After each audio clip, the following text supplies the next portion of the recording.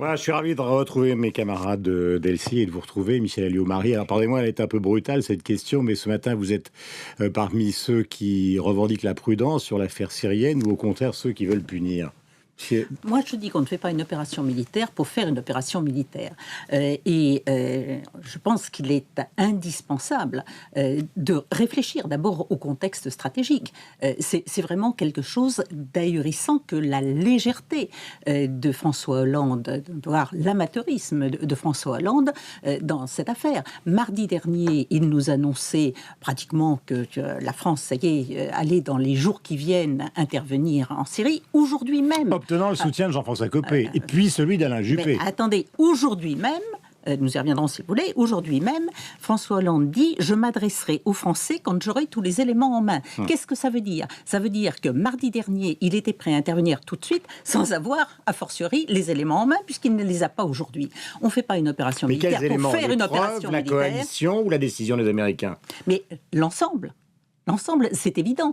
Et il faut à ça ajouter aussi la connaissance du contexte stratégique, savoir qu'est-ce qu'on veut faire. Moi, j'ai entendu François Hollande dire il faut punir Bachar el-Assad. Très bien. Mais là aussi, il y a plusieurs camps. Il y a ceux qui veulent le renverser et ceux qui veulent sanctionner. C'est pas pareil. Mais exactement. Et dans le moment même où François Hollande disait avec mes petits points, je vais aller donner la fessée à Bachar el-Assad, vous aviez les Américains qui disaient on fera une opération, ou on envisage une opération, mais il ne s'agit pas d'éliminer Bachar el-Assad, il ne s'agit pas de changer le régime, il ne s'agit pas de changer l'équilibre des forces sur le terrain. C'est vraiment quelque chose. Bon, d'autre part, Michel Alliot-Marie, pardonnez-moi, parce qu'il faut qu'on soit très précis, et l'un et l'autre sur cette affaire-là. C'est ce qu'ils ont déclaré, les Américains, avant, mais dans la manière dont est rejoint Barack Obama, par exemple, par le chef de l'opposition au Congrès républicain, on sent que chez les Américains aussi, il y a peut-être ceux qui veulent s'en débarrasser. C'est-à-dire que ça va modifier le vote du Congrès, qui paraît maintenant probable, va peut-être modifier les objectifs aussi. Alors, nous allons voir ce que font les Américains. Moi, ce que je regrette en la matière, c'est que par amateurisme, par manque de vision stratégique, la France apparaisse à travers le président de la République comme étant complètement dépendante et à la traîne d'une décision américaine. Enfin...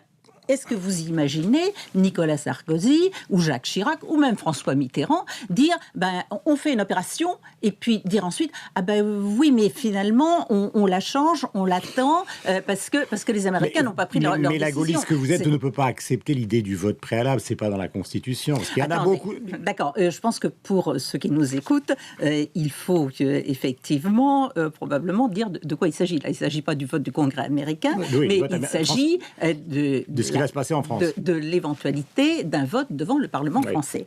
Là aussi, il faut placer les choses dans leur contexte. S'il y avait une intervention, au jour d'aujourd'hui, et compte tenu des positions d'aujourd'hui, cette intervention se ferait sans l'accord des États-Unis, des Nations Unies. Or, je vous rappelle que nous sommes toujours intervenu dans le cadre d'un accord international au sein du Conseil de sécurité de l'ONU et au sein de l'ONU. C'est la première chose. Ce qui veut dire que c'est une opération qui n'aurait pas la légitimité de la volonté internationale. D'autre part, nous sommes en général toujours intervenus aussi avec un accord européen. L'Europe, vous me direz, dans cette affaire, depuis plus d'un an, on ne l'entend pas. Il n'y a donc pas non plus de légitimité européenne. Je pense que la moindre des choses, effectivement, serait de s'assurer que le président de la République, s'il décide d'engager les moyens militaires français, ait un minimum de consensus de la part de la nation française et de ses représentants. Je suis extrêmement sage et je vous écoute avec beaucoup d'attention. Saint-Pétersbourg commence. On a entendu ce matin que, visiblement, il y a des toutes petites évolutions de Vladimir Poutine, puisqu'il attend la publication de véritables preuves chimiques. Est-ce que quand vous dites erreur de François Hollande, ou disons peut-être même erreur des Occidentaux, c'est pas la minimisation finalement de la position de Vladimir Poutine? C'est-à-dire qu'il aurait fallu depuis le début se tourner vers lui pour essayer de trouver un accord mondial. Mais bien entendu, la diplomatie française en la matière, peut-être pas qu'elle d'ailleurs, mais la diplomatie française en tous les cas, a fait preuve d'un amateurisme total dès le départ, n'associant pas à la discussion les Russes. Compte tenu de la situation des Russes, de leur position dans cette partie du monde, et notamment à l'égard de la Syrie, voire même à l'égard de l'Iran, nous pouvions nous appuyer sur eux pour obtenir un certain nombre de choses. Mais c'est peut-être ce qui va se passer à Saint-Pétersbourg. D'accord, mais ça fait 110 000 morts syriens derrière, et vous me pardonnerez, mais de dire que c'est important et que moi je trouve désespérant de voir des femmes, des enfants, des hommes aussi, à hauteur de 110 000 victimes tuées depuis plus d'un an dans cette affaire. Si dès le départ, effectivement, il y avait eu, au lieu d'y avoir cette espèce de rejet, de snobisme à l'égard de Vladimir Poutine et à l'égard de la Chine, si on avait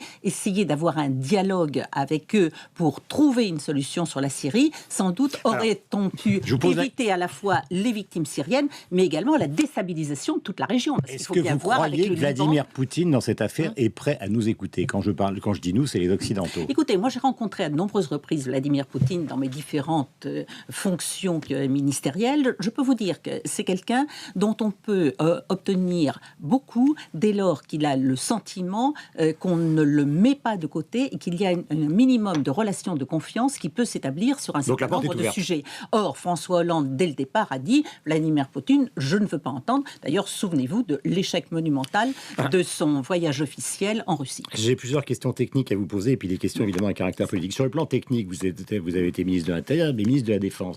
Est-ce que vous croyez aux menaces d'Assad? Et deuxièmement, sur le plan technique, est-ce que si on se lance dans cette opération militaire, on prend beaucoup de risques, je parle nous Français, ou pas beaucoup?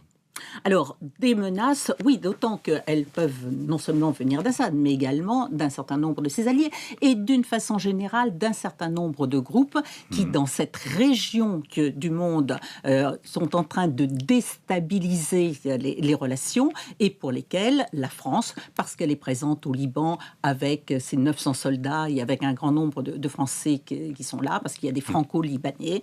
Donc il y a un risque. Donc il y a effectivement un risque. Est-ce qu'il y a un risque militaire pour nous? C'est-à-dire qu'est-ce qu'on va tirer de loin, 200-300 km avec des missiles, ou est-ce qu'il y a quelque chose de plus compliqué qui se mettra en place discrètement actuellement? Moi, contrairement à François Hollande, je n'ai pas l'habitude de prendre des positions quand je n'ai pas tous les éléments en main. Donc, je n'étant pas au pouvoir, je n'ai pas la connaissance des réflexions qui ont été menées au niveau stratégique. De toute façon, je pense qu'il ne serait pas raisonnable d'avoir des forces sur le terrain, et c'est forcément quelque chose qui se fera de l'extérieur. De l'extérieur pour faire quoi? Pour viser quoi? On n'en sait rien. Tenant compte de la situation stratégique de cette zone, sûrement pas. Et c'est ça qui, aujourd'hui, est inquiétant. On peut faire une opération militaire, encore une fois, quand on sait avec précision ce que l'on veut et quand on a aussi un accord de la communauté internationale. Vous n'êtes pas la femme des pronostics, mais est-ce que vous considérez qu'après le vote du Congrès, qui maintenant semble acquis étant donné les ralliements à Obama, de toute façon, cette opération, elle est inéluctable maintenant?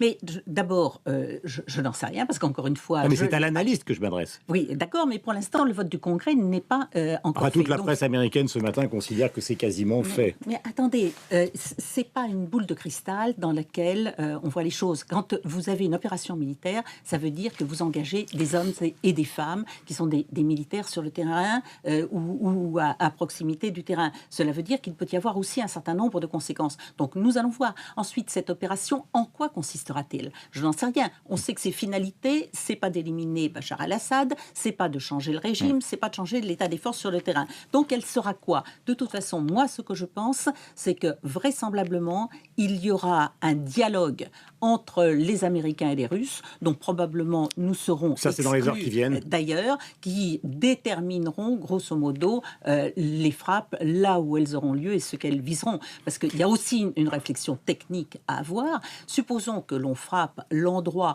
où il y a aujourd'hui des armes chimiques, des réserves d'armes chimiques. Ils vont l'éviter.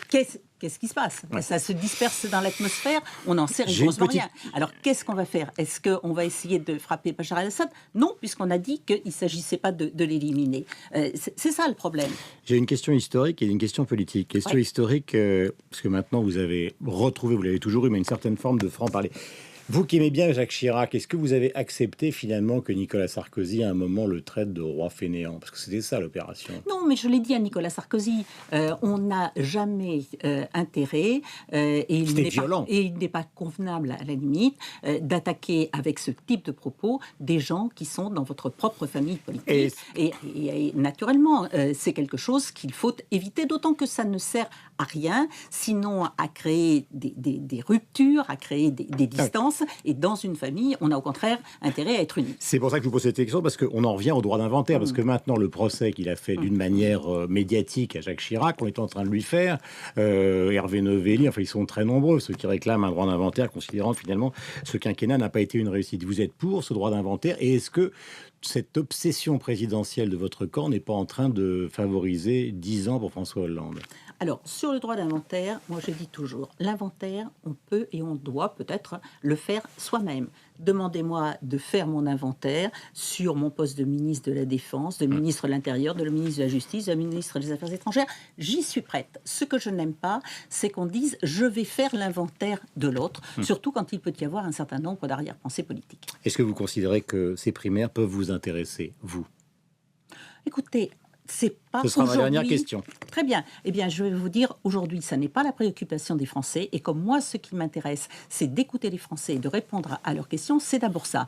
Maintenant, je l'ai dit et je le redis, je n'exclus rien. Je verrai en 2016, puisque c'est là où la question se posera, quelle est la situation. Et à ce moment-là, je n'exclus rien. Merci Michèle Alliot-Marie d'être venue nous voir ce matin sur l'antenne de Radio Classique.